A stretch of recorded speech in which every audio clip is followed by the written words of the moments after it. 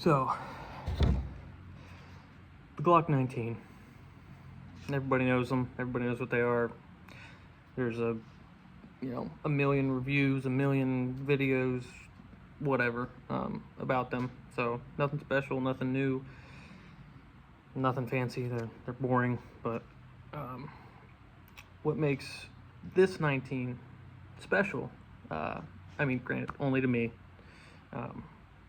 But what makes this 19 special is this was the first handgun, actually first gun in general, I have ever purchased. Back in like 2017, 2019, or no, 2017, 2018, sorry.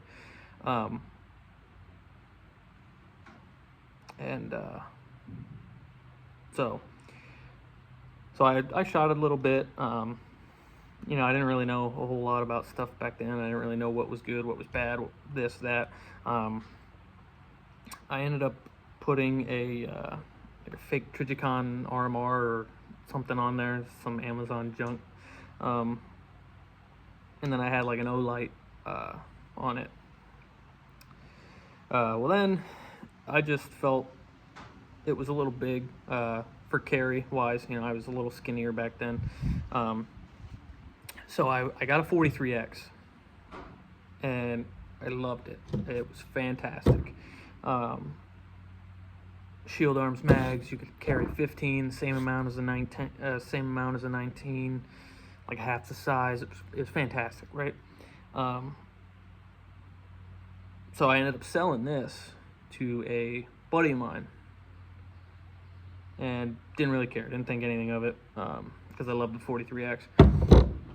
Well, a couple years goes by, and I end up, I'm more into guns, more like autistic about it, I guess, is what all the people say on YouTube and social media and whatever. But I ended up running a match with said buddy who I sold this to a couple months ago, but I didn't want to use my 43X because it's strictly a carry gun. Like, it's not a gun that you're gonna try to run a match in. At least me. I don't think it's a good option for that. You should still train with your carry gun. Obviously, that's always important, but it wasn't something I wanted to personally run with a match with. So I ended up borrowing this from the buddy who I had sold it to. He gave me the holster that he used and like stuff like that. He actually had a Vortex Defender ST on it at the time, which is what made me like them. So me and him got to talking, and he was saying that he wanted to get a different gun than his. He had a 19C, and he wanted to get something a little bigger. And I was telling him I wanted to get a 45 because of the longer grip than the 19, so I could use it for matches and stuff like that. And he said, "Why not get another 19?" And I said, "Well, if I ever get a 19 again, I only want this 19 because this was the first one I ever bought." Well, a couple weeks ends up going by, and he gets a Glock 17, and lo and behold, I end up purchasing my old 19 back from him. So that's really what makes this gun special, is the fact of the sentimental value. And I actually got this back maybe a month or two ago, maybe, if that. It didn't have the optic, didn't have a rear sight, didn't have a light on it. Pretty much just bare bones, nothing. So I've since, like I said, because of running the match with it, I wanted to get a Vortex Defender. They're fantastic. This is the 6 MOA dot. Just because I have astigmatism, my eyes aren't that great, so every dot looks just blown out. But the 6 MOA actually is a little more crisp to my eyes, so that's why I went with that. I ended up getting blacked out rear sights. It had night sights on it, but now that I have the red dot, I want to get blacked out just so it doesn't mess with it. I still have to change this one out. I have a blacked out to match the rear, so I added that. Like I said, I put the dot on it. I have the Streamlight TLR1 HLX. I wanted to go with the HLX because personally it's a little more aesthetically pleasing, which is kind of on the bottom of the list as importance. But everybody cares about aesthetics. I don't care what you say. But I also like the features a lot better of the HLX that they came out with. More output.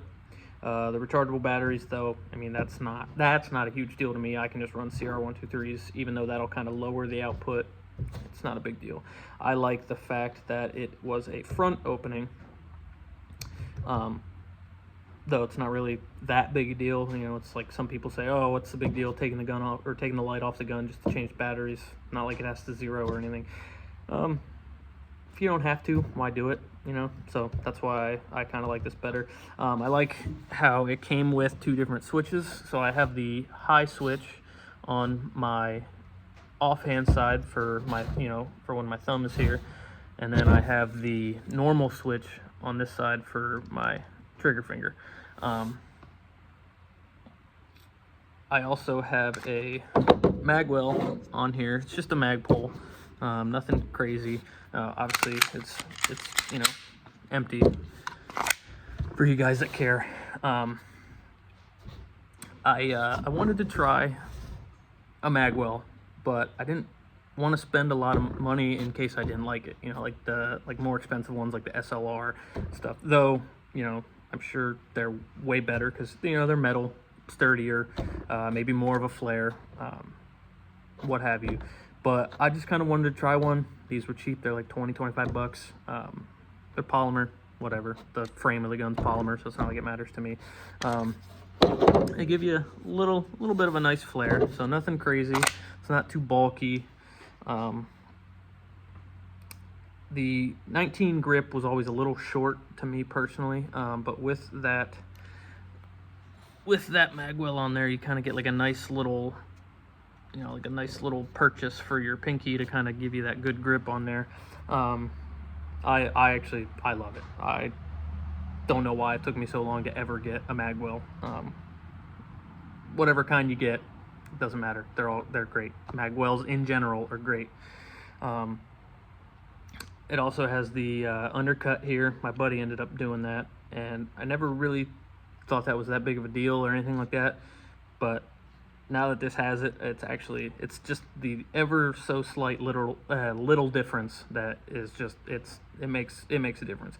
I don't really care for the extra undercut under here personally, but just right here on the knuckle is good. So I don't really have any major plans for it. I might get a different trigger shoe because the Glock trigger shoe just kind of sucks. It's like the little trigger bar like never goes flush because it's straight and the trigger's curved, so it just kind of digs into your finger after a while. I'll probably get a flat face.